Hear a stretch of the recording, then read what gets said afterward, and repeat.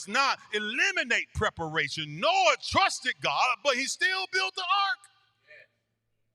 You see, sometimes people wonder, why is there so much preparation? Preparation is important. Nehemiah prayed, but he still made a plan. We must develop in our practical capacity our clear systems that people know what each person should be doing. Strong leadership, financial accountability. Y'all don't like that one because that requires something of us. But he requires financial response, accountability, volunteer training, follow-up procedures, better communication. We have got to get better in what God is doing. Folk will come through the door, but what are you doing to usher and disciple them? Oh, Jesus. What are you doing to prepare them?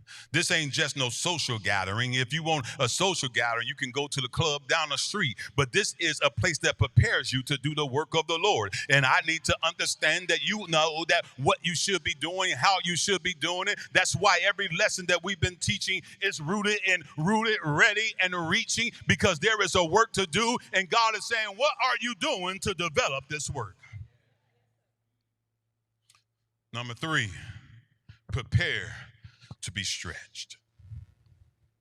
Stretch forth thy curtains. I like this part. And spare not.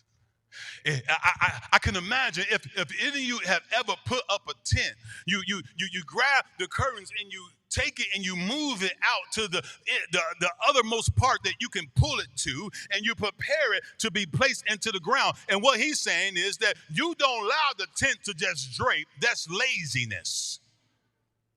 But you stretch forth the tent. Enlarge requires stretching. Stretching is sometimes uncomfortable. I remember my first massage, and they took my leg and they took it over to the side, and she was pushing. And I'm like, girl, you're gonna hurt me. That hurt my back. But let me tell you, here's why I realized what the Lord said is that relax. Because sometimes when God is stretching us, the reason why it hurts so much because we're not giving in to the will of God. We're not giving in to what God has called us to. And God says, if you can relax a little bit, then all of a sudden my leg went a little more further because I was not trying to restrict it. I was not trying to hinder it, but I allowed God to send me forward. If you want God to bless you, you have got to allow God to send you forward. You can't do this by yourself. It's going to feel uncomfortable. You ain't going to feel right. But guess what? When you get in those moments, that's when you trust God even the more. That's when you say, God, I need you now. God, I can't do this by myself. God, this thing hurt. God says, just relax. When you relax, we can move forward. When you relax, you can do what God has called us to do. Stretching is uncomfortable, but it increases your capacity.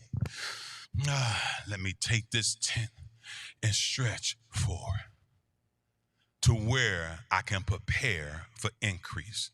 God may stretch you in your faith.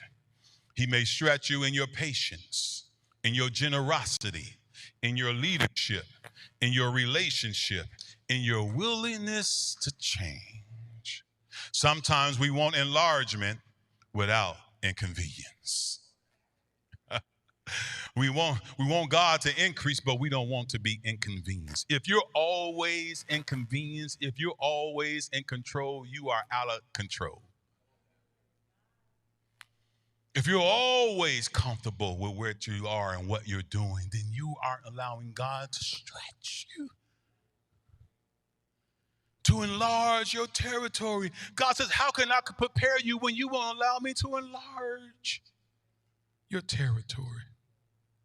How can I give you more when there is no room for more? Because you are full of yourself.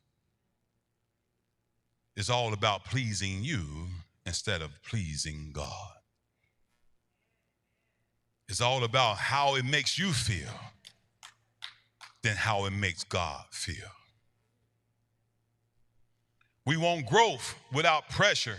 We want more without sacrifice. But you cannot enlarge without being stretched. I love this part. It says, and don't hold back.